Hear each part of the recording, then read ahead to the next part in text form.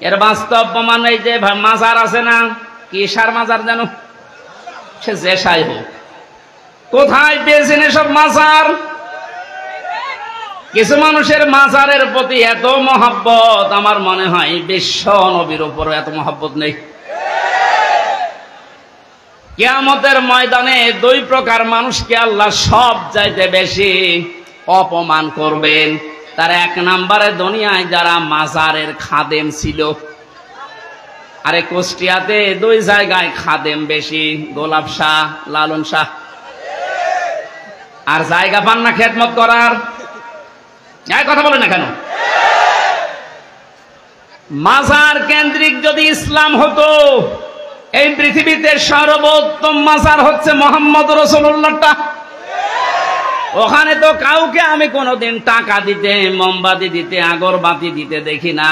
কোন কারণে আপনি এখানে এই সমস্ত কাজ কারবার করেন? লা তাত্তাখিদুল কুবুর মাসাজিদা, কবরকে সেজদার জায়গা বানিও না। অথচ লালনের মাজারে যে দেখেন এখনো অনেকে সেজদায় পড়ে আছে।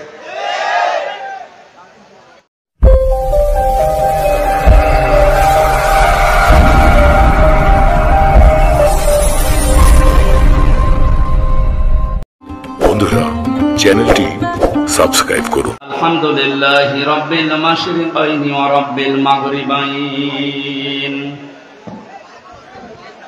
আল্লাযী খালাকা কুল্লা শাইইন যাওজাইন ওয়া আওজাবা আলাইনাল ইহসানা বিল ওয়ালিদাইন ওয়া নাশহাদু আল্লা ইলাহা ইল্লাল্লাহু ওয়াহদাহু লা শারীকা লাহু ওয়া আশহাদু আন্না মুহাম্মাদান আবদুহু ওয়া রাসূলুহু সাজ্জাদুল কাওনাইন সাল্লাল্লাহু আলাইহি ওয়া আলা আলিহি ওয়া সাহবিহি ওয়া আতবাবিহি আজমাইন,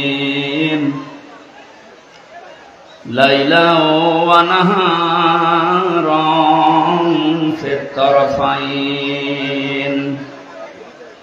فقد قال الله تعالى في كلامه المجيد وبرهانه التوحيد।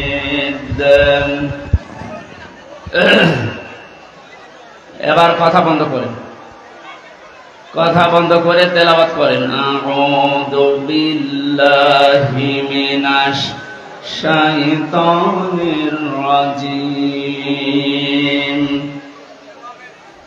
বিসমিল্লাহির রহমানির রহিম।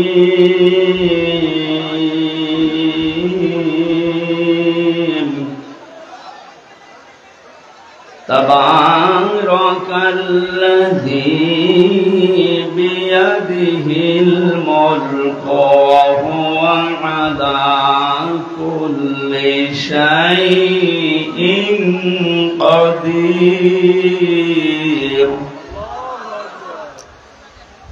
الذي خلق الموت والحياة ليبلوكم أيكم أحسن عملا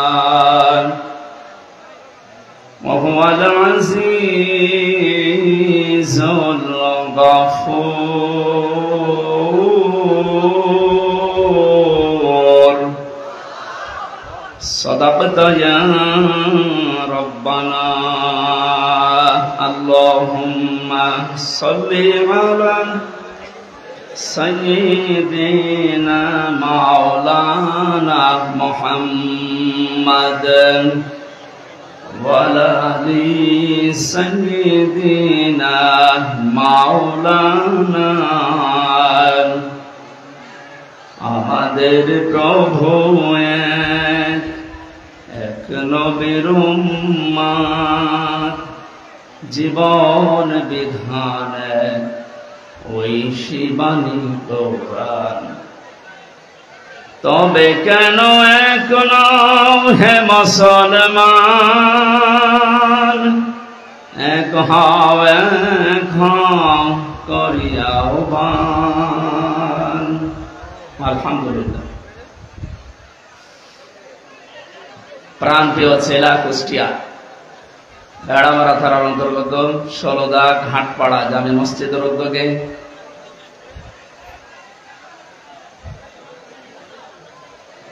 এই জায়গার কি এত জটলার এত কথা কেন? হ্যাঁ, কি দেখবেন? কি আমি কি পরিমণি? কি দেখবেন?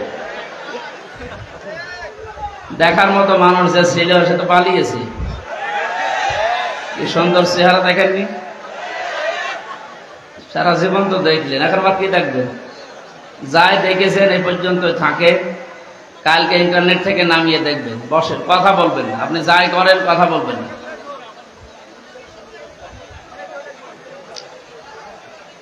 মহাবিশ্বের মহাবিশ্বয় আমাদের মালিক, আমাদের মনিব, মহান রব্বুল ইজ্জাত আল জালালের মুখের পবিত্র বাণী কোরআন কারীম তাফসীরুল কোরআন মাহফিলের স্বনামধন্য সভাপতি, বিশিষ্ট আইনজীবী, আমাদের জেলার কৃতি সন্তান অ্যাডভোকেট মোহাম্মদ তৌহিদুল ইসলাম আলম দামাত বারকাতুহুমুল আলিয়া, বলেন আমিন। এখান থেকে একটু বসা লাগবে, বসেন, যে যেখানে আছেন বসেন। কথাটা যারা বলছেন আপনাদের কিন্তু গোনা হয়ে যাচ্ছে। যেখানে দাঁড়িয়ে আছেন ওই জায়গাটুকু বসা যায় না। মাহফিলের প্রধান অতিথি, বাংলার কৃতি সন্তান, বীর মুক্তিযোদ্ধা, সাবেক সংসদ সদস্য, কুষ্টিয়া ২ নির্বাহী সদস্য, বাংলাদেশ জাতীয়তাবাদী দল কেন্দ্রীয় কমিটি, এলাকার অভিভাবক জনাব অধ্যাপক শহীদুল ইসলাম, হায়াতে তজ্জেবা সিহাতে কুল্লিয়া কামনা করছি, আল্লাহ যেন দান করে। এতক্ষণ আলোচনা রাখলেন ইসলামিক চিন্তাবিদ হাফেজ মাওলানা মুফতি মঈনুল হক আহসানী সালুকাটি। আলোচনা রেখেছেন হাফেজ মাওলানা নজরুল ইসলাম, হাফেজ মাওলানা রমিজ ইকবাল। মঞ্চে বসা ওলামা ইকরাম, সামনে বসা মুসলমান ভাইরা, পর্দার আড়ালের সম্মানিতা মা এবং বোনেরা, প্রশাসনের ভাইরা, প্রাণ প্রিয় কুষ্টিয়াবাসী,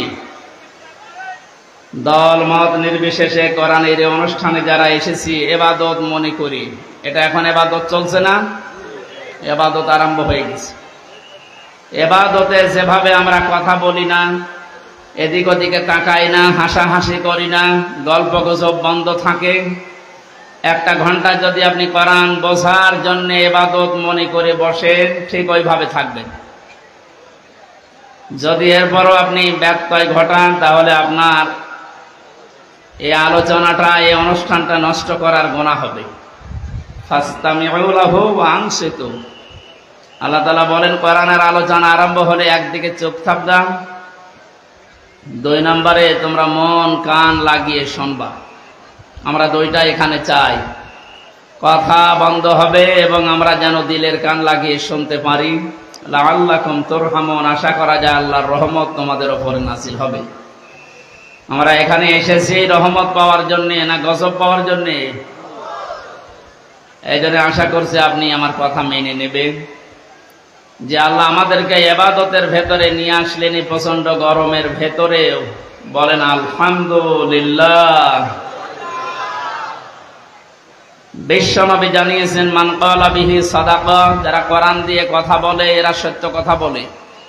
তাফসীরুল কোরআন মাহফিল যেহেতু লিখে দিয়েছেন, আমরা কথা এখানে বলবো শুরু থেকে শেষ পর্যন্ত আল্লাহর কোরআন দিয়ে। আমান হাকামা বিহি আদালা, যারা কোরআন দিয়ে বিচার ফায়সালা করে এরা ন্যায় বিচার কায়েম করতে পারে। কোরআনের বিচার এখনো পর্যন্ত আমরা দেখি নাই, এই জন্যে কাঙ্ক্ষিত মানের শান্তি এদেশে এখনো প্রতিষ্ঠিত হয়নি। এ কথার সাথে একমত আছেন তো? কাঙ্ক্ষিত মানের শান্তি পেতে হলে আল্লাহর এই বাণী, এই কালাম ছাড়া বিকল্প আর কিচ্ছু নেই। বহু কিছু আমরা দেখেছি 53 বছরে, কেউ কিছুই করতে পারেনি। আমরা এবার দেখতে চাই আল্লাহর এই কোরআন দিয়ে যেন বাংলাদেশের এই জমিনটা চলে ইনশাআল্লাহ। এতদিন যারা কোরআনের বিচার ব্যবস্থা কায়েম না করে শুধু মুখে বলে উড়িয়েছিল যে আমরা ন্যায় বিচার কায়েম করেছি, এটা ডাহা মিথ্যা কথা। এর বাস্তব প্রমাণ আমি নিজে। 3 বছর আমাকে অন্ধ প্রকোষ্ঠে রেখে দিয়েছিল। কয়েকদিন আগে আমার মামলা সব খারিজ হয়ে গেছে, আপনারা জানেন। আমি মনে করলাম জিজ্ঞাসা করে বিচারপতিকে যে এতদিন পর্যন্ত আপনার এই আদালতে আমার মামলা আসতো যেত, কি আপনি একদিনও দেননি, আজকে যে একেবারে খালাস করে দিলেন। হয়তো এই কথাই আমাকে বলতো যে হুজুর আমার হাত বাঁধা ছিল। কি বাঁধা ছিল? আজকে যেহেতু হাত খোলা পেয়েছি, কোনো চাপ নেই, আমার কোনো চিন্তাও নেই। সুতরাং এ দেশটাতে ন্যায় বিচার কায়েম করতে হলে এ দেশে যত চাপ আছে উপরের সব চাপ বন্ধ করা লাগবে। ছাত্র জনতা জীবন দিয়েছে যে 9টা কারণে, তার ভেতরে এটা অন্যতম, যে কোনো চাপ থাকবে না। কিসের চাপ? জেল থেকে বের হওয়ার পরে আমি এই ভাড়ামারা এসেছিলাম, কোন জায়গায় যেন, আমাকে বলছে হুজুর উপরের চাপ আছে, হবে না। আমিও বলেছিলাম আপনার চাপ সর্বোচ্চ এই জেলার যিনি দায়িত্বে আছেন, আমাদের মাননীয় এমপি যিনি পালিয়েছেন, ওই পর্যন্ত। আর আমার চাপ তো সরাসরি আরশ পর্যন্ত। আরশ থেকে ঘোষণা এসেছে আল্লাহর পক্ষ থেকে, ইন্নাল্লাযীনা ইয়াকতুমুনা মা আনজালনা মিনাল বায়্যিনাতি ওয়াল হুদা মিন বা'দি মা বায়্যানাহু লিন-নাসি ফিল কিতাব উলাইকা ইয়ালআনুহুমুল্লাহ ওয়া ইয়ালআনুহুমুল লাঈনুন। সূরা বাকারা 159 নম্বর আয়াতে আছে। 2 নম্বর পারার 3 নম্বর পৃষ্ঠা 4 নম্বর লাইনে পাবেন তাফসিরে ইবনে কাসির আর ফি জিলালিল কোরআনের ব্যাখ্যা। আল্লাহ পাক বলেন, নিশ্চয় যে বা যারা গোপন করছে ভবিষ্যতেও করবে। ইয়াকতুমুনা, এই শব্দটা আল্লাহ গঠন করেছেন, বানিয়েছেন 2টা কাল দিয়ে, বর্তমান, ভবিষ্যৎ, প্রেজেন্ট, ফিউচার। তার মানে এখন যারা আমরা গোপন করছি, ভবিষ্যৎ বলতে কিয়ামত পর্যন্ত আমরা যারা এই কোরআনের কথা জানার পরেও গোপন করে রাখবো। আল্লাহ পাক বলেন, এই মানুষগুলোর উপরে আমি আল্লাহ নিজে না, আমার যত সৃষ্টি জগৎ আছে সবাই এর জন্য লানত দেয়, বরদোয়া করে। আপনি কোরআনের কথা প্রচার করতে আসতে গেলে বলতেন উপরের চাপ আছে, আপনার চাপ খুব বেশি হলো এই পর্যন্ত।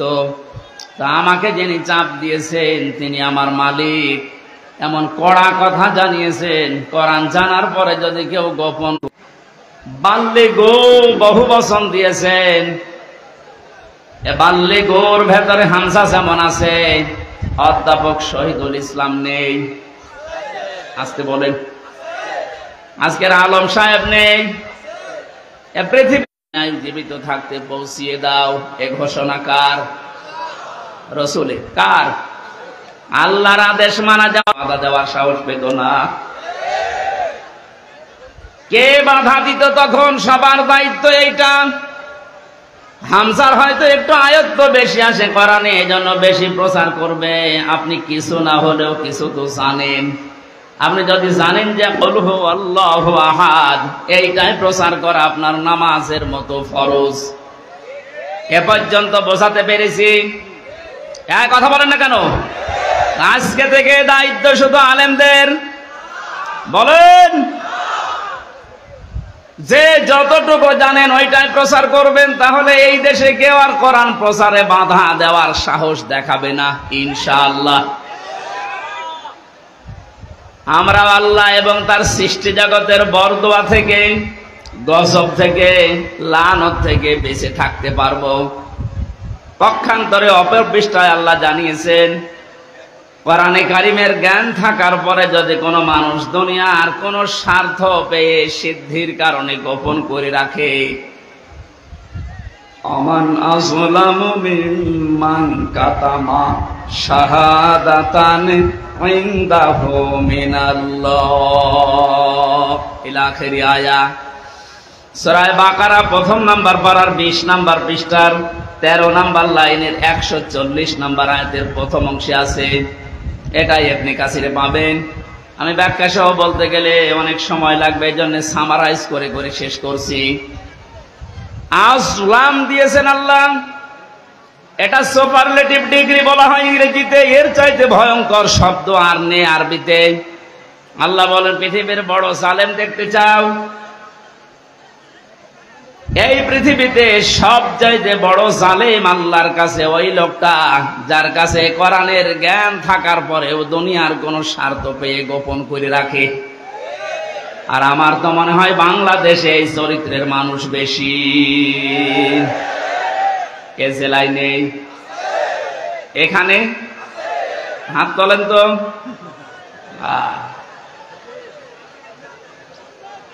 আপনি আল্লাহর ভাষায় বড় জালেম হয়ে উঠবেন কিয়ামতে। আমি সেদিন মিরপুরে জালেমের ব্যাখ্যায় বলেছিলাম, জালেম এই শব্দটা এত ঘৃণিত আল্লাহর কাছে, আল্লাহ নিজে জালেমদের বিরুদ্ধে মামলা দায়ের করবে। কুষ্টিয়াবাসী, সূরা শূরা 42 নম্বর আয়াতের প্রথম অংশ, ইন্নামাল মুমিনুনা সাবিলু আলাল্লাযিনা ইয়াযলিমুনান নাস। আল্লাহ পাক বলেন, অবশ্যই আমি নিজে মামলা দেব, নিজে কেস করব, অভিযোগ দায়ের করব তাদের বিরুদ্ধে যারা এই দুনিয়াতে মানুষ হয়ে মানুষের উপরে অত্যাচার করছে এবং করবে। আল্লাহ ইয়াসলিমুন আল মুসলিমুনা দেননি যে মুসলমানদের উপরে শুধু অত্যাচার করে তারা আমার মামলার আসামি না। ইয়াসলিমুন আন নাস, পৃথিবীতে যে কোনো ধর্ম অনুসরণ করতেই পারে, কিন্তু তো মানুষ ও কি মানুষের উপরে যারা জুলুম করছে ভবিষ্যতেও করবে। কেন ভবিষ্যৎ দিলেন? আল্লাহ জালিম না দিয়ে ইয়াসলিমুন দিলেন কেন? পৃথিবীতে এখনো অনেকে জুলুম করছে, এমনকি এই পৃথিবীতে অনেকে এখনো টার্গেট নিয়ে আছে ভবিষ্যতে জুলুম করবে। এটা আমি বেশি বলে ফেললাম। অনেকে যে জুলুম করবে তার ভাবসাব দেখে বোঝা যাচ্ছে। জালেমরা তো পালিয়েছে, জালেমের পরে 5 তারিখ থেকে আজকের এই 9 তারিখ, এই 1 মাস 4 দিনে আমরা অনেককেই জুলুমের সাথে জড়িত হতে দেখে ফেলেছি। এখন যদি আপনি জুলুম শুরু করেন, থালা হাতে পেলে কি করবেন? সুতরাং আপনি থামেন। যারা জুলুম করছেন তাদের সর্বোচ্চ নেতা বারবার ওখান থেকে ভিডিও বার্তা পাঠাচ্ছে যে থামেন। এ দলের নাম নিয়ে কেউ যদি জুলুম করে, অত্যাচার করে, চিন্তায় করে, যে কোনো কাজ করে, এর জন্য দল দায়ী না, সে তার নিজের জন্য দায়ী। এদেশের মানুষ কন্যা নামে যিনি পরিচিত ছিলেন, আমরা দেখেছিলাম, বাতাস একটু ঘুরে গেছে তখন ইনি ভিডিও বার্তা দিয়েছে, ছাত্রলীগ এটা আওয়ামী লীগের কোন অঙ্গ সংগঠন না। এত আদর মহব্বত দেখতাম, অথচ বাস্তবতায় একটু বাতাস ঘুরেছে। তাই যদি এই পরিচয় দিয়ে ওরা আমাদের দলের কেউ না, অঙ্গ সংগঠন না, যিনি অলরেডি এখন ঘোষণা দিতে আছে প্রতিদিন কিছু মানুষের কাজ কারবার দেখে, এরপরও যদি আপনি সংশোধন না হন, আপনারও কপালে জালেমদের মতো আগুন লাগবে। আমি আর নিচে নামলাম না, নাকি আরো নামবো? অত নিচে নামা ঠিক হবে না, কারণ এখনো তো ভালো শুরু হয়নি। এই আয়াত দিয়ে যেটা শিক্ষা দিতে চাই, কুষ্টিয়াবাসী, 64 জেলার ভেতরে কুষ্টিয়া আমার কাছে প্রিয়, কারণ এখানে আমার জন্ম। সব জেলার চাইতে আপনাদেরকে বেশি ভালোবাসি একটু, কারণ এখানে আপনাদের সাথে আমার সম্পর্ক একটু বেশি। কথা বলেন ঠিক কিনা? আশা করছি আপনি বুঝেছেন। জালেমরা কিন্তু হামজার টার্গেট না, জালেমরা টার্গেট আল্লাহর। সুতরাং 15.5 বছরে যিনি জুলুম করেছেন, আমি 11টা ফেরেশতা দেখেছি। প্রথমে যেটা দিয়ে শুরু হয়েছিল বিডিআর, 950 উপরে আমার সাথে জেলখানায় 3টা বছর অনেককে দেখেছি। দীর্ঘ শ্বাস যখন ফেলতো ডাক দিয়ে বলতো, হামজা ভাই আর 1 মাস পরে রিটায়ার্ড হয়ে যাব, অথচ 14 বছর জেলে আছি, কিচ্ছু জানি না। আপনি এই শ্বাসটা কিভাবে নষ্ট করবেন? মাজলুম যদি কোনো কথা মুখ দিয়ে একবার বের করে ফেলে, আল্লাহর নবী জানিয়েছেন, ইত্তাকি দাওয়াতাল মাজলুম ফাইন্নাহা বাইনাহা লাইসা বাইনাহু ওয়া বাইনাল্লাহি হিজাব। মুসলিম শরীফের হাদিস। নবীজিকে দিয়ে আল্লাহ বলাচ্ছেন, নবী আপনি বলেন, হে পৃথিবীর মানুষেরা যা করো করো, কিন্তু মাজলুমের বরদুয়া থেকে নিজেকে বাঁচিয়ে রাখবা। কারণ মাজলুম যদি এরকম কোন শব্দ বের করে ফেলে, ওটা সঙ্গে সঙ্গে আরশে চলে যায়।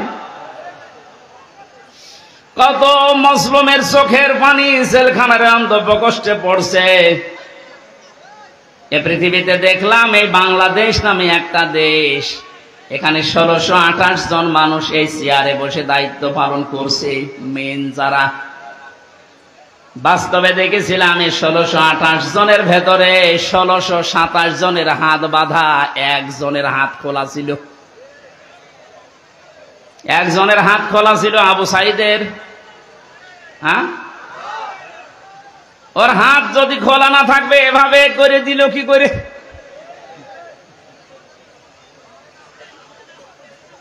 হাইকোর্টের বিচারপতি পর্যন্ত যদি বলে যে না, হামজার মামলা, মামুনুল হকের মামলা হবে না, ওপরের নির্দেশ, তোর চেয়ারে বসে থাকার দরকার, কিন্তু ভ্যান চালা। আপনি বলেন, একটা হাইকোর্টের বিচারপতি যদি একথা বলতে পারে, বিচার ব্যবস্থা কিভাবে বাধা ছিল আপনি টের পাচ্ছেন? একটা দেশ কত বড় দুর্নীতিগ্রস্ত হয়ে গেলে জাতীয় মসজিদের ইমাম পর্যন্ত পালিয়ে যায়। আর কার নাম বলবেন? জাতীয় মসজিদের ইমামও পালিয়ে গেছে।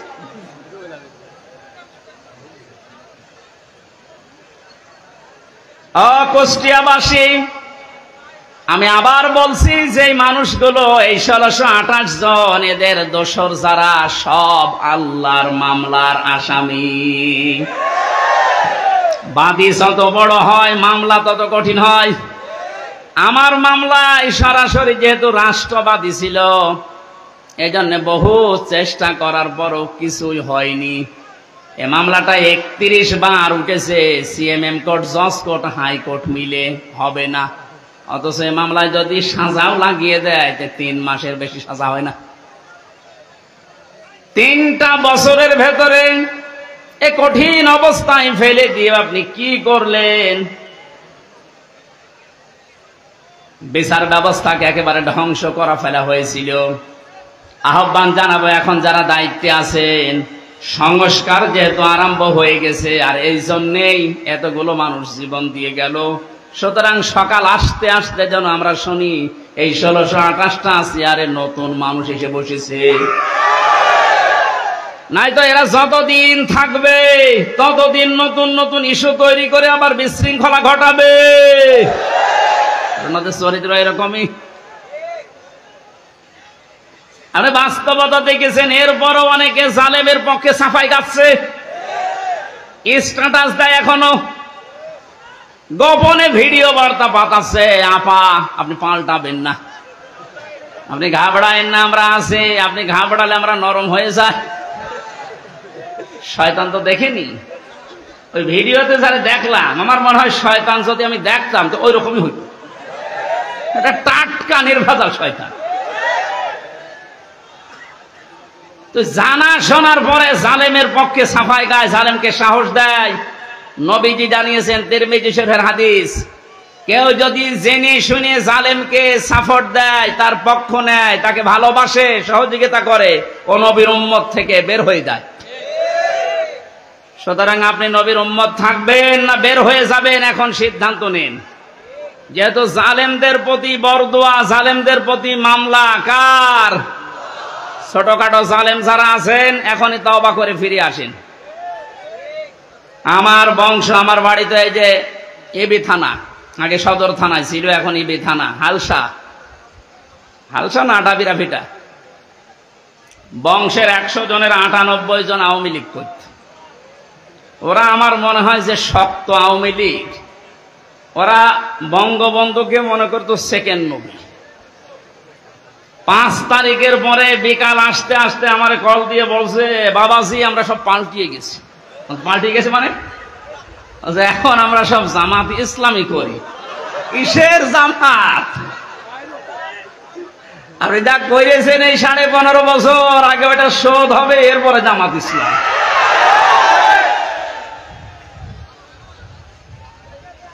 না তারপরেও এরা যা সেকেন্ডে পাল্টিয়ে যে চলিয়েছে, এই জন্য যারা ছোটখাটো জালেম আছেন হালকা পাতলা, আপনারা আশা করছি ফিরে আসবেন, নয়তো মৃত্যুর গড়গড়ানি শুরু হলে জালেমদের কিন্তু আর কালেমাও নসিব হবে না। বেঈমান হয়ে আবাদান চিরকালের জন্য জাহান্নামে থাকা লাগবে। কথা বলেন ঠিক কিনা? অন্তত অন্য জেলায় যাই হোক, আমার জেলা জাহান্নামে যাবে, আর আমি সারা দেশে আমি ঘর ছেয়ে বেড়াই, আর আমার ঘরের খড় নেই। না, এটা করা যাবে না। আমি আহ্বান জানাচ্ছি আপনাদের বিবেককে কাজে লাগাবেন। জালেমদের পক্ষে আমরা কোনোদিন ছিলাম না, ইনশাল্লাহ সামনে কিয়ামত পর্যন্ত এই বাংলাদেশে জালেমদের পক্ষে আমরা থাকবো না ইনশাল্লাহ। কোরআনে কারিমের অনুষ্ঠানে যেহেতু এসেছি, কোরআন কিভাবে মানুষের কাছে উপস্থাপন করা লাগে এ ধরন আল্লাহ শিখিয়েছেন কোরআনে। ওইভাবে বলবো নাকি মন মতো বলবো? কোরআনে কারিম কিভাবে আপনি মানুষের সামনে উপস্থাপন করবেন, বর্ণনা দেবেন, 1500 বছর আগে আল্লাহ পাক ওটা আমাদেরকে শিখিয়েছেন। কিতাবুন উনজিলা ইলাইকা ফালা ইয়াকুম ফি সাদরিকা হারাজুম মিনহু লিতুনযিরা বিহি ওয়া যিকরা লিল মুমিনিন। বলেন আল্লাহু আকবার। সূরা আরাফ 8 নম্বর পারা 10 নম্বর পৃষ্ঠার 1 নম্বর লাইনের 2 নম্বর আয়াত। এটা তাফসিরে ফি জিলালিল কোরআনে ব্যাখ্যা আছে, সাইয়্যিদ কুতুব লিখেছেন। আল্লাহ পাক বলেন, নবী এই যে একখানা কিতাব, এটা আপনাকে আমি দিলাম, এটা যখন মানুষের সামনে আপনি বর্ণনা দেবেন, ব্যাখ্যা করবেন, তাফসির করে শোনাবেন, 2টা বিষয় খেয়াল করবেন। হারাজুম মিনহু লিতুনযিরা বিহি লিসাদরিকা, আপনার মনের ভেতরে যেন কোনো সন্দেহ, সংশয়, দ্বিধা, দ্বন্দ্ব, ভয়, ভীতি এগুলো আপনার মনে যেন না ধরে।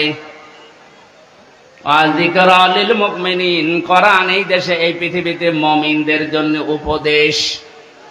এই আয়াতের ভেতরে হারাজন শব্দের ব্যাখ্যাটা ইম্পর্টেন্ট। এদিকে তাক। হারাজনের ব্যাখ্যায় আমি 2টা অর্থ পেয়েছি। হে নবী, আপনি যখন কোরআনের কথা বলতে যাবেন, অনেক মানুষ আছে না বোঝার কারণে আপনার উপরে মন খারাপ করতে পারে। এরকম মানুষ নেই দেশে? কথা বুঝতেছেন? কোরআন যেভাবে আল্লাহ উপস্থাপন করেছেন, যেভাবে তিনি বর্ণনা দিয়েছেন, ওই ফোর্সে যদি বর্ণনা দেওয়া হয়, অনেক মানুষের সীমিত জ্ঞানের কারণে ওই বক্তব্য বুঝবে না, সেটা উল্টাপাল্টা ধারণা আপনার উপরে আসতে পারে যে হুজুর মনে হয় রাজনীতি করছে। এরকম ধারণা দেশে নেই। 2 নম্বরে, আবহমান কাল থেকে এমন এমন নিয়ম নীতি মানুষ ইবাদত মনে করে পালন করে আসছে, যেটা আসলে ইসলামে নেই, কোরআনে নেই, হাদিসে নেই, কিন্তু মানুষ ইসলাম মনে করে পালন করে আসে। আপনি কোরআনের ব্যাখ্যা দিলে ওইগুলো টিকবে না, তখন ওই মানুষগুলো আপনার প্রতি মন খারাপ করবে। এর বাস্তব প্রমাণ এই যে মাজার আছে না, কি সার মাজার যেন, সে যে সাই হোক, কোথায় পেয়েছেন এসব মাজার? কিছু মানুষের মাজারের প্রতি এত মহব্বত, আমার মনে হয় বিশ্ব নবীর উপর এত মহব্বত নেই। কিয়ামতের ময়দানে 2 প্রকার মানুষকে আল্লাহ সব চাইতে বেশি অপমান করবেন। তার 1 নম্বরে দুনিয়ায় যারা মাজারের খাদেম ছিল, আরে কুষ্টিয়াতে 2 জায়গায় খাদেম বেশি, গোলাপ শাহ, লালন শাহ। আর জায়গা পান না খেদমত করার। কথা বলে না কেন? মাজার কেন্দ্রিক যদি ইসলাম হতো, এই পৃথিবীতে সর্বোত্তম মাজার হচ্ছে মোহাম্মদ রাসূলুল্লাহটা। ওখানে তো কাউকে আমি কোনোদিন টাকা দিতে, মোমবাতি দিতে, আগরবাতি দিতে দেখি না। কোন কারণে আপনি এখানে এই সমস্ত কাজ কারবার করেন? লা তাত্তাখিদুল কুবুর মাসাজিদা, কবরকে সেজদার জায়গা বানিও না। অথচ লালনের মাজারে যে দেখেন এখনো অনেকে সেজদায় পড়ে আছে। এইটা আমি একদিন গিয়েছিলাম, কিভাবে শিরিক চলছে। কোরআন দিয়ে হাদিস দিয়ে বললে বাংলাদেশে 48,000-এর মাজার, একটাও টিকবে না। আজকে দেখলাম 2টা মাজার অলরেডি বড় বড়, যেগুলো সবচাইতে বেশি ইনকাম হতো, দেওয়ানবাগি আর ওদিকে 8 রশি ভেঙ্গে গুড়িয়ে দিয়েছে। শিরিক যে দেশে চলে ওই দেশে আল্লাহর রহমতের দৃষ্টি আল্লাহ তুলে নেয়। আমার তো মনে হচ্ছে যেভাবে দেশ থেকে এখন শিরিক আস্তে আস্তে আরম্ভ হচ্ছে দূর হওয়া, আল্লাহর রহমত এই দেশটা আল্লাহ ভরে দেবে ইনশাআল্লাহ। কোন মৃত মানুষের প্রশংসা করা 3 দিনের উপরে জায়েজ নেই। ভালো করে শোনেন, আমি বানিয়ে বলছি। যত আপনজন হোক, মারা গেলে 3 দিনের পরে আপনি আর শোক পালন করতে পারবেন না। 3 দিন পরে শোক পালন করা জায়েজ নেই কারো কেউ মারা গেলে। হ্যাঁ, বিধবা মহিলা স্বামী মারা গেলে সর্বোচ্চ 3 মাস 10 দিন বিবাহ ছাড়া থাকতে পারবে। আপনার কি আত্মীয় হয় গোপালগঞ্জের ওই লোক? কবে মারা গেছে এতদিন পর্যন্ত আপনার শোকই যায় না।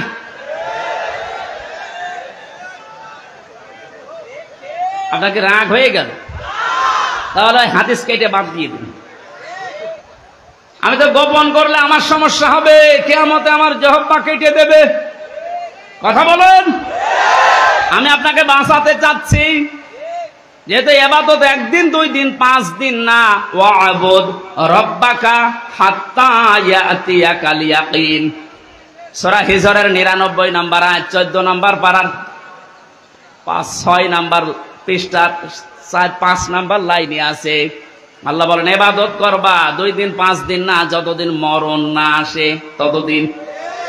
এটা যদি একটা ইবাদতের কথা বলছি, শোক পালন করা জায়েজ নেই 3 দিনের উপরে।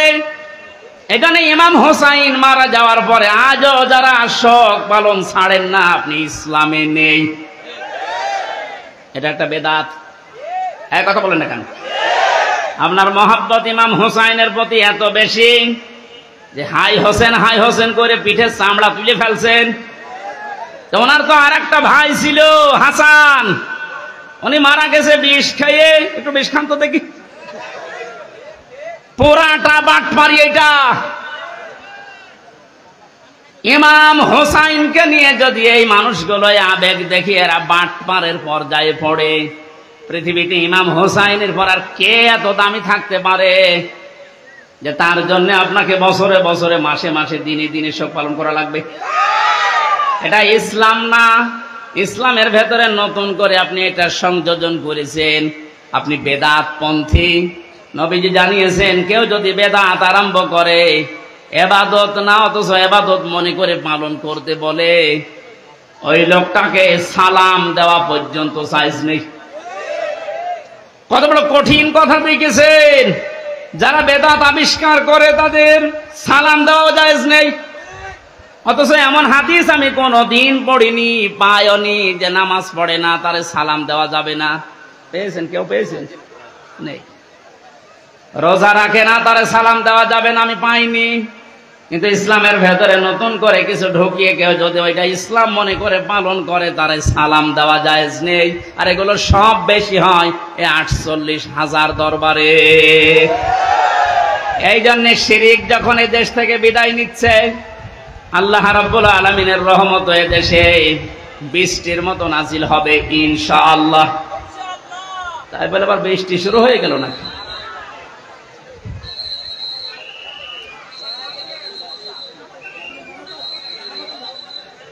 এই কারেন্টে ধরিস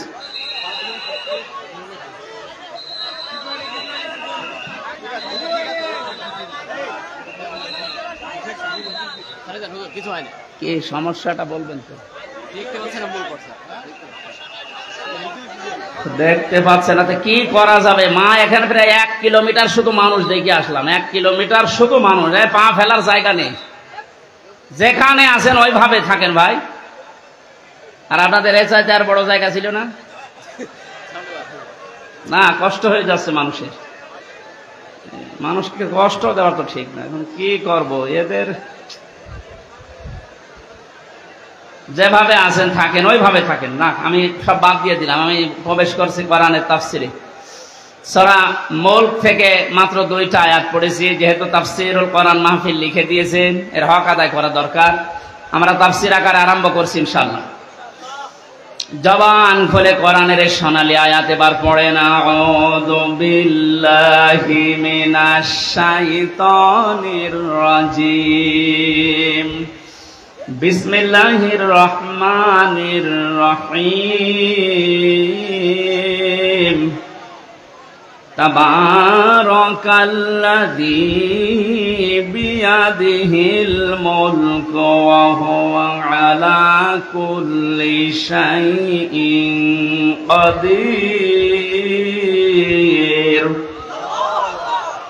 সূরা মুলক কোন সূরা?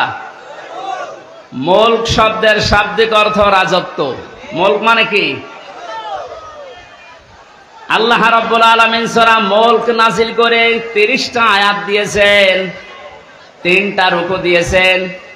এর প্রথম 2টা আয়াতে আল্লাহ নিজের পরিচয় তুলে ধরছেন, নিজের বড়ত্ব, মহত্ব, আমিত্ব।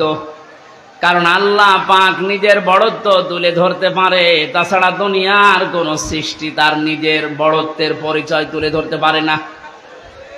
এই গুণটা শুধুমাত্র আল্লাহর। কারণ অহংকার করা, বড়ত্ব করা, এটা আল্লাহর চাদর, ইজার। কেউ যদি অহংকার করে, বড়ত্ব দেখায়, সে যেন আল্লাহর চাদর নিয়ে টানাটানি করে। হাদিসে কুদসি, পৃথিবীর কোন সৃষ্টি যদি আল্লাহর চাদর নিয়ে টান দেয়, আল্লাহ তাকে জমিনে আছাড় দিয়ে অপমান করে। এর বাস্তব প্রমাণ এই 5 তারিখের আগে জালিমরা। ধরাকে সারা জ্ঞান করে এমন কোন বিষয় নেই, বিভাগ নেই যেখানে ওরা অহংকার আর তাকাব্বুরি, বড়ত্ব দেখায়নি। আল্লাহ পাক ধরেছেন এমন কায়দায়, ওয়ালাহুম আযাবুম মুহিন। আল্লাহ বলেন, জালেমদেরকে যখন আমি ধরি, এই মানুষগুলোকে অপমানজনক শাস্তির একেবারে নিম্নে পৌঁছিয়ে দেই। কত বড় অপমান আল্লাহ করেছে এই কালামানিককে। ওর বিসি পর্যন্ত উড়ে গেছে। আর কি দেখাবে আল্লাহ? যেদিন ওর বিসি উড়ে যায়, সেই দিন আমি শুকরিয়া আদায় করেছি, মাবুদ, এই লোকটা বিচার ব্যবস্থায় থাকতে যত অবিচার করেছে, ও তো মানুষ ছিল না, একটা টাটকা জানোয়ার ছিল। ওর কারণে যত মানুষ বিনা কারণে দুনিয়া থেকে বিদায় নিয়েছে, মরণের আগে ওই রকম কঠিন শাস্তি ওরে তুমি দিও। একটা দিন যাচ্ছে, ওর শাস্তির মাত্রা বাড়ছে। এখন হাসপাতালের বেডে দেখেন পড়ে আছে। বেশি যেহেতু নেই, বাকি জিনিসগুলোর অবস্থাও মনে হয় নড়বড়ে। কথা বলে না কেন? জালেমদেরকে আল্লাহ এভাবে ধরে, মরতে দেরি হবে জালেমদের। কোরআনে কারীম জানাচ্ছে, লাহুম মিন জাহান্নামা মিহাদু ওয়া মিন ফাওকিহিম গাওয়াশ ওয়া কাযালিকা নাজিজিজ জালিমিন। সূরা আরাফের 41 নম্বর আয়াত। আল্লাহ পাক বলেন, এই মানুষগুলোকে, হে নবী, আপনি যখনই কবরে রাখবেন এই জালেমদের, ওদের কবরের উপরে আমি আল্লাহ জাহান্নামের আগুনের পোশাক দিয়ে দেব, বিছানাটাও হয়ে যাবে জাহান্নামের আগুনের। কারণ এইভাবে করে আমি জালেমদেরকে একটার পরে একটা শাস্তি দিতে থাকি। এই জন্যে আল্লাহর যে বিষয়টা সাজে, বড়ত্ব করা, অহংকার করা, এটা যেন কিয়ামতের আগে কেউ করবেন না। তাহলে আষাঢ় দেবে কে? আরো জোরে বলেন কে? আল্লাহ আষাঢ় দিতে পারে না? পারে না। বলেন, আরো দেখবেন কি আষাঢ় দেবে আপনাকে। আর 5 তারিখের আগেও আপনার যে দাপট ছিল, 5 তারিখে বিকাল 5টা বাজতে বাজতে আল্লাহ একেবারে মাটির সাথে মিশিয়ে দিয়েছে। ওনার বাড়ি দেখতে গিয়েছিলাম, সে দেখে ইট খুলে খুলে নিয়ে মানুষ চলে যাচ্ছে। ওর পরের দিন 6 তারিখে আমার অনুষ্ঠান ছিল ঝিনাইদহ। শুনলাম ওখানে এক জালেমকে উলঙ্গ করে পিটিয়ে মেরে টাঙিয়ে রেখেছে। একটা মানুষের উপরে কত ঘৃণা জন্মালে লাশ পর্যন্ত পিটিয়ে টাঙিয়ে রাখতে পারে বলেন তো? এখানে এমন কোন জীবন যেন আমরা গঠন না করি যে পৃথিবীর কেউ কোনো আফসোস করে না আমি মারা গেলে। ফামা বাকাত আলাইহিমুস সামাউ ওয়াল আরদু ওয়া মা কানু মুনজারিন। এই পৃথিবীতে এমনও মানুষ বিদায় নেয়, তার জন্য আকাশও কাঁদে না, জমিনও কাঁদে না, ইন্না লিল্লাহ কেউ পড়ে না। আমাদের জীবন আমরা এভাবে তৈরি করব না। আল্লাহ এই জন্য বড়ত্বের কথা দিয়ে আরম্ভ করলেন, তাবারাকাল্লাযী বিয়াদিহিল মুলক। আল্লাহ বলেন বড়ত্ব বরকতময়, সম্পদশালী, শক্তিশালী, সব কিছু আমি আল্লাহর কুদরতি হাতের ভেতরে। ওয়া আলা কুল্লি শাইইন কাদির, সব কিছুর উপরে একচ্ছত্র ক্ষমতা আমি আল্লাহর, আর কারণে এ বিশ্বাসটা যার ভেতরে যত বেশি জন্ম নেবে সে তত বেশি বিনয়ী হবে। আর এই বিশ্বাস যার ভেতরে যত বেশি কম থাকবে ওই মানুষগুলো তত উগ্র হবে। কথা বলেন ঠিক কিনা? আল্লাহ আমাদের এই বিশ্বাসটা যেন হযরত ওমরের মতো ভরপুর করে দেন, বলেন আমিন। তাবারাকা শব্দটা দিয়ে আল্লাহ আরম্ভ করলেন কেন? মানুষ যে সমস্ত বিষয়ে আল্লাহকে দোষ দিতে পারে, সমস্ত দুর্বলতা, অক্ষমতা, দোষ, যত রকমের আয়েব আছে সব থেকে আমার আল্লাহ নিজে মুক্ত, পবিত্র। এজন্য তাবারাকা দিয়ে তিনি আরম্ভ করেছেন আয়াতটা। আল্লাহ নিজের পরিচয়, বড়ত্বের কথাগুলো মানুষকে শোনাচ্ছিলেন, হঠাৎ করে আলোচনার ধরন পাল্টিয়ে ফেলেছেন। এবার আল্লাহ আরম্ভ করলেন মানুষের জীবন সংক্রান্ত বিষয় নিয়ে। আল্লাযী খালাকাল মাউতা ওয়াল হায়াতা লিয়াবলুয়াকুম আইয়ুকুম আহসানু আমালা ওয়া হুয়াল আজিজুল গফুর। রব্বুল আলামিন বলেন তিনি সে আল্লাহ এতক্ষণ যার বড়ত্বের, মহত্বের, বিশালত্বের কথা শুনছিলে, যেটা বলে কোনোদিন কিয়ামতের আগে আর শেষ করা যাবে না।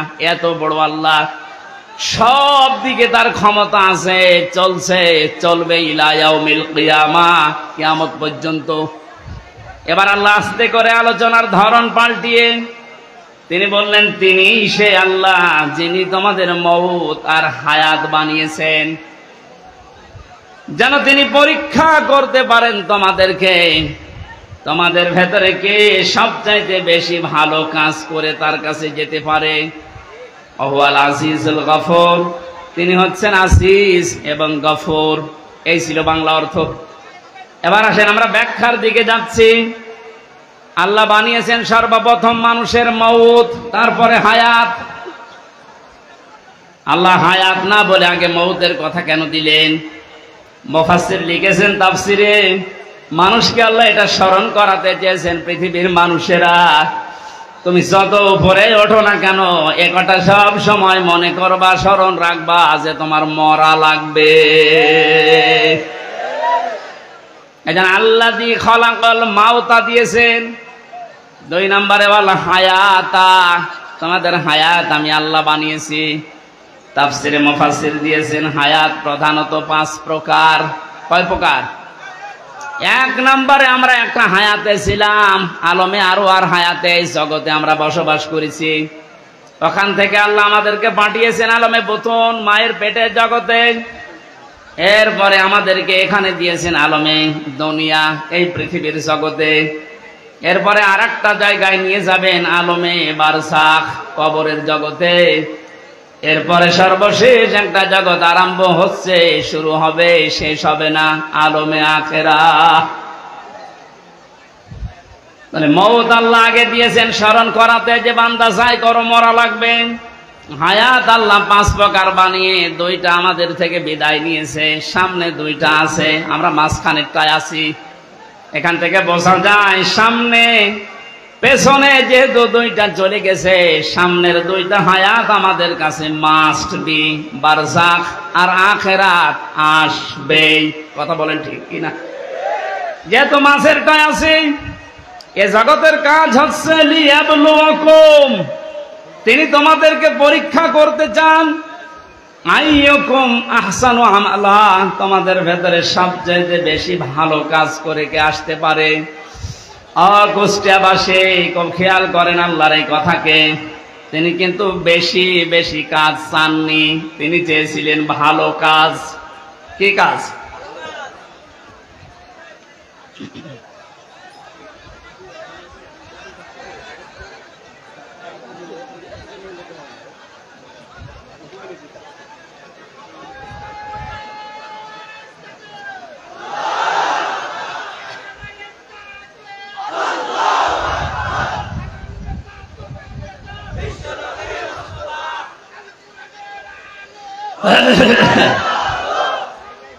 আলহামদুলিল্লাহ ভাই,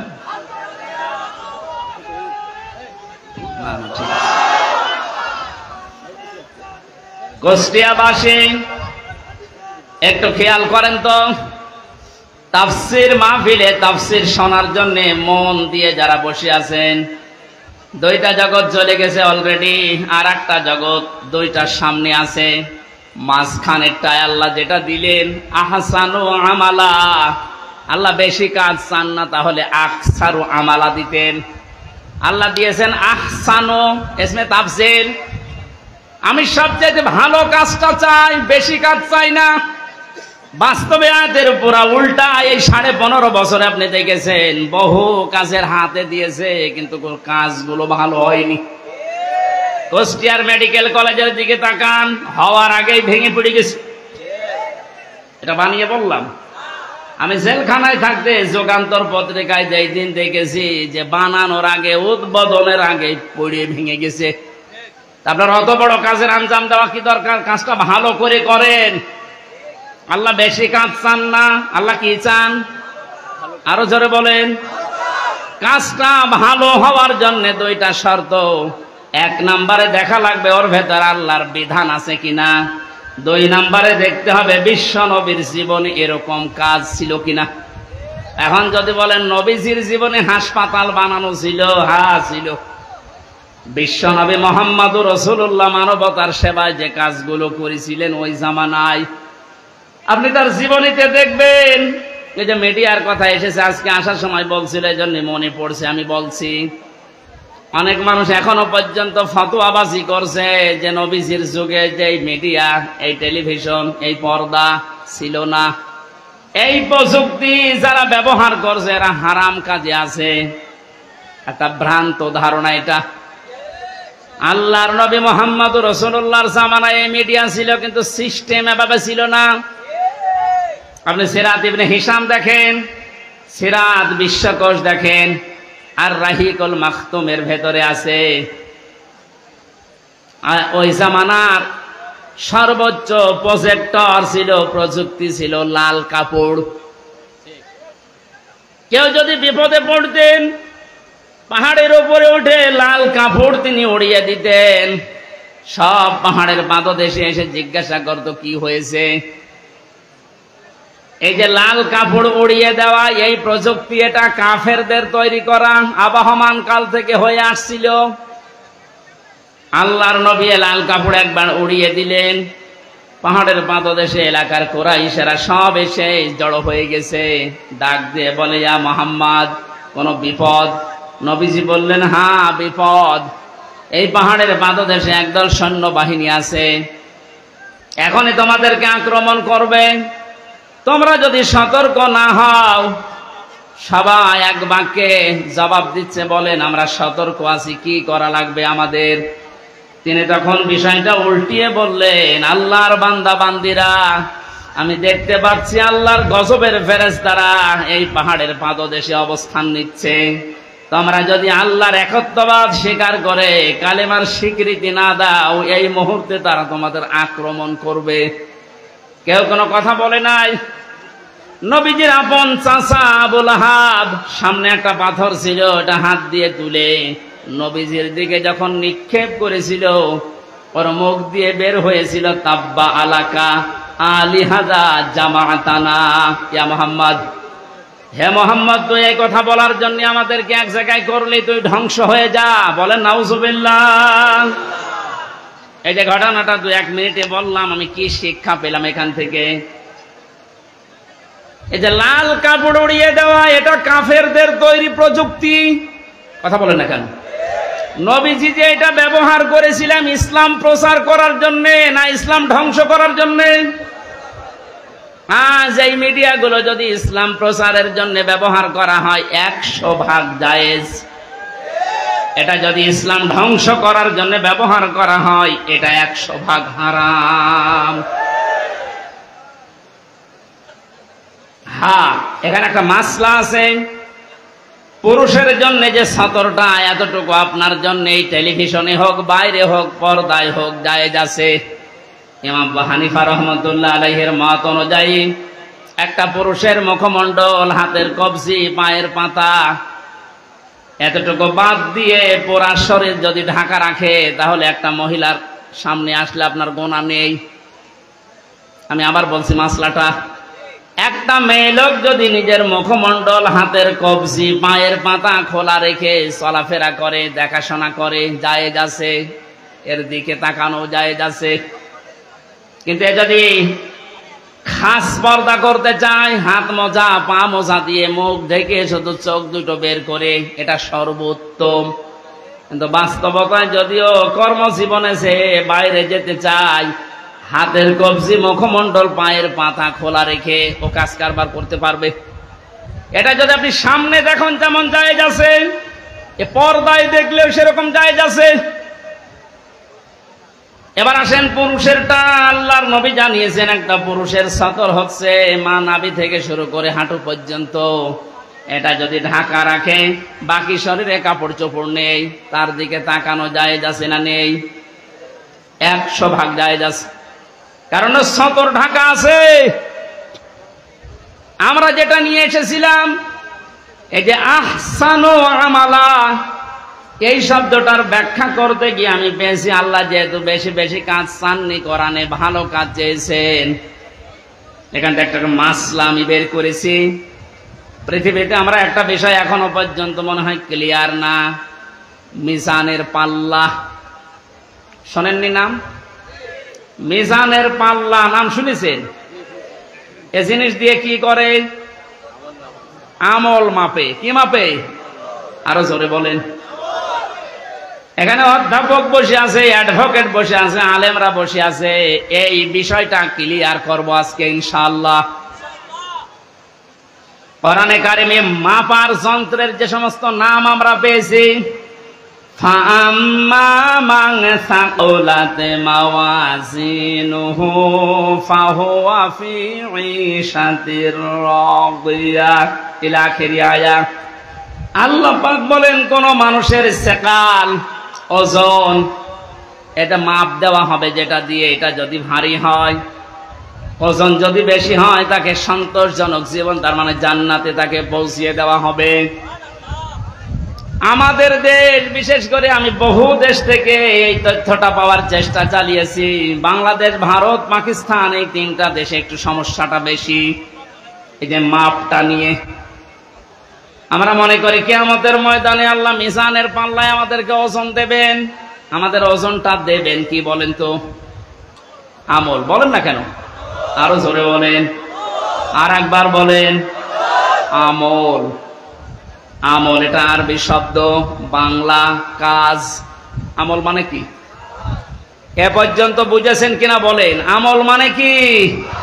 আরো জোরে বলেন। এবার আমার প্রশ্ন অধ্যাপক সাহেবের কাছে, পৃথিবীর প্রতিটি জিনিস পরিমাপ করার জন্য আলাদা আলাদা যন্ত্র আছে। আমি যদি বলি স্যার এই স্টেজটা একটু মেপে দেন, এটা দাড়ি পাল্লায় তুলে দেবে। কি দিয়ে মাপবে? ফিতা দিয়ে। বলেন বলেন। যদি এখন বলি যে 1 কেজি চাল মেপে দেন, ওটা ফিতা দিয়ে মাপবে? কি দিয়ে? বলেন। এই যে এখানে পানি আছে, এই পানি যদি ওনারে মাপতে দেয়, উনি ফিতা দিয়ে মাপবে? এটার জন্য লিটার আছে, সিসি আছে। কথা বলেন না কেন? দুনিয়ায় যত জিনিস দেখবেন, প্রতিটি জিনিস পরিমাপ করার জন্য আলাদা আলাদা যন্ত্র আছে। আপনি যে এতক্ষণ বলছেন যে কিয়ামতে আল্লাহ মাপবে আমল, কি মাপবে? আমল মানে বলেন, কাজ মাপতে হয় দাড়ি পাল্লা দিয়ে, যে 5 কেজি কাজ। বলেন, আপনি বলেন। এই ধারণাটা আজ নিরসন করা লাগবে। ভুল ধারণায় আছি আমরা। এটা যদি আমার মনে হয় ক্লিয়ার হয়, অনেক বিষয় আপনার সামনে আজ স্পষ্ট হবে যে না, এগুলো আসলে ভ্রান্ত ধারণায় ছিলাম। আল্লাহ পাক বলেন আমি আমলের মাপ দেব কিয়ামতে মিজানের পাল্লা দিয়ে। কিসের পাল্লায়? মিজান মানে না না, আপনি কোন অভিধানে পাবেন না মিজান মানে দাড়ি পাল্লা। মিজান মানে মানদণ্ড। মিজান মানে কি? আমাদের হাইকোর্টের সামনে দেখবেন একটা দাড়ি পাল্লা টাঙানো আছে, ওটার নাম কি? ওটা সরকার টাঙিয়ে রেখেছে 2 দিকে সমান সমান, নাকি একদিকে একটু ঝুলিয়ে আছে? 2 দিকে সমান কেন? সরকার দেশের জনগণকে বোঝাতে চায় এদেশের ইউনিয়ন থেকে শুরু করে জজ কোর্ট, হাইকোর্ট পর্যন্ত যদি কোনো বিচার না পাও, এ সুপ্রিম কোর্টে আসলে ন্যায় বিচার পাবা। এটা ন্যায় বিচারের প্রতীক। দাড়ি পাল্লা কিসের প্রতীক? আমাদেরকে যেহেতু আল্লাহ মাপবেন, আপনি বলছেন আমল। আমল মানে কাজ। আর এখানে কোনো পাগলেও বিশ্বাস করবে না কাজ মানুষ দাড়ি পাল্লায় তুলে দেয়, যে 8 কেজি কাজ। এ কথা বলে না কেন? কাজ মাপার জন্য আলাদা কোন যন্ত্র আছে? কাজ মাপে মানুষ কি দিয়ে? সে মানদণ্ডটা কি? সিসি দিয়ে মাপে না, লিটার দিয়ে মাপে না, ফিতা দিয়ে মাপে না, গজ দিয়ে মাপে না, কেজি দিয়ে মাপে না।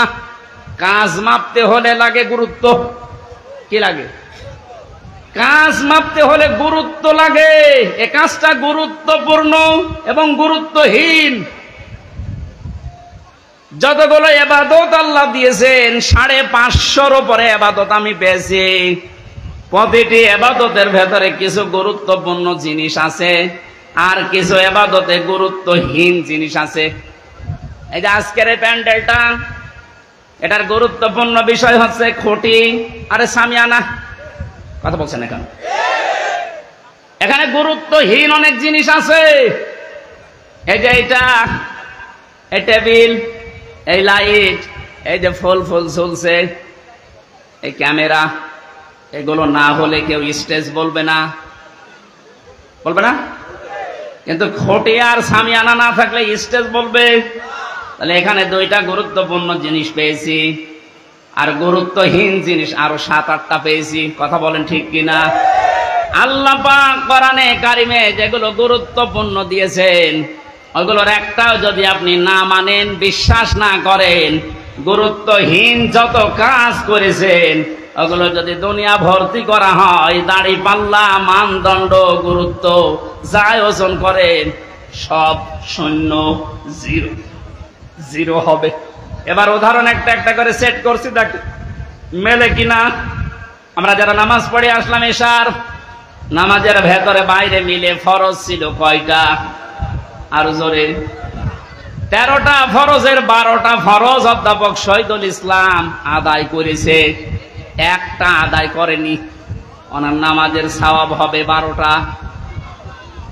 কয়টা হবে? কিচ্ছু হবে। 13টা ফরজের যদি একটা বাদ দিয়েছে, উনি যদি বলেন না আমি তো 12টা আদায় করেছি, অন্তত 12টা সওয়াব দেন, হবে? কি হবে? 0, শূন্য, কিচ্ছু হবে না। এটা যেমন মেনে নিলেন যে হ্যাঁ এটা ঠিক আছে, আপনার বাস্তবতার সাথে কিন্তু এটা মিলছে না। না, আমি 12টা আদায় করলাম, একটা করি নাই, আমার 12টা সওয়াব দেন। আপনি এখানে জোর করতে পারবেন আল্লাহর সাথে? বলেন।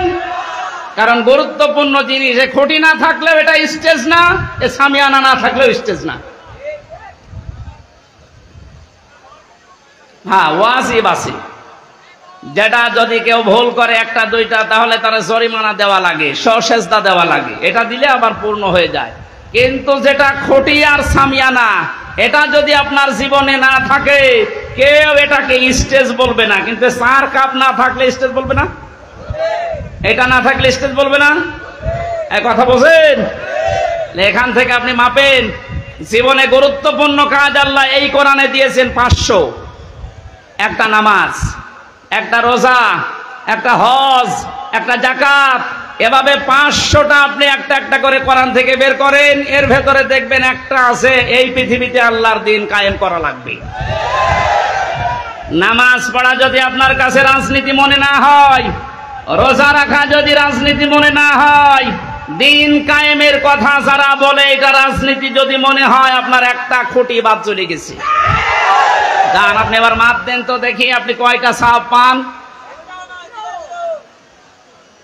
আপনি আমল মাপতে এসেছেন, ও মনে করে মিজানের পাল্লা মানে দাড়ি পাল্লা, এদিকে 10 কেজি সওয়াব তুলে দেব, এদিকে 8 কেজি গোনা তুলে দেব, মাঝখান থেকে 2 কেজি বেশি। এক লোক আর শুনেছিল যে কোরবানির পশমে পশমে সওয়াব হয়, ওর সমর্থ ছিল না, গরু চুরি করে এনে কোরবানি দেবে। ইমাম সাহেব তাহাজ্জুদের নামাজ পড়তে বসে দেখছে গরু নিয়ে যাচ্ছে, এই কোথায় পেলি? ও চুরি করে নিয়ে যাচ্ছে। কি হবে? কোরবানি দেব। কোরবানি দেবে তাও চুরি করে। বেশি চিল্লাবেন না, আপনার ফতোয়ায় আমি পালন করছি। গত সময় আপনি বললেন যে কোরবানি দিলে এরকম এরকম সওয়াব হয়, প্রতি পশমে পশমে নাকি। আমার তো উপায় নেই, সামর্থ্য নেই, করব কি? সওয়াব থেকে বঞ্চিত হতে পারবো না, চুরি করে নিয়ে আসলাম গরু। কালকে সকালে কোরবানি জবাই করব। চুরি করলে গোনা হয় আমিও জানি, এই যে কোরবানি দেব সওয়াব হবে, পশমে পশমে নাকি হবে। সওয়াব আর গোনা যদি কাটাকাটি হয়ে যায়, মাঝখানে গোশত খাবো ফাও। বাংলাদেশে অনেক মানুষের চিন্তা চেতনা এখন এইরকম।